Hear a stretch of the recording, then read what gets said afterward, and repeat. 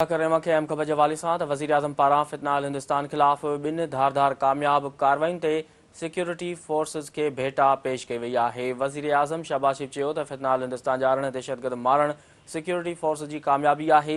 दहशतगर्दी ख़िलाफ़ जंग में सॼी क़ौम सिक्योरिटी फोर्स सां गॾु बीठल आहे। सिक्योरिटी फोर्स जे अज़म ऐं हौसले खे सलाम पेश कयूं था।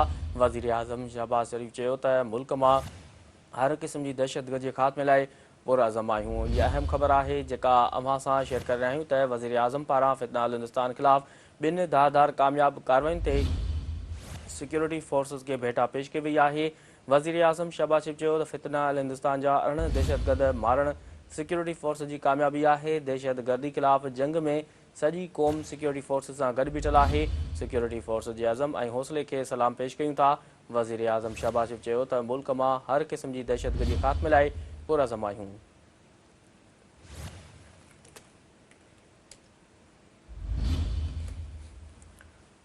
वज़ीर आज़म शहबाज शरीफ़ चयो त दहशतगर्दी ख़िलाफ़ जंग में सॼी क़ौम सिक्योरिटी फोर्स सां गॾु बीठल आहे। सिक्योरिटी फोर्स जे अज़म ऐं हौसले खे सलाम पेश कयूं था।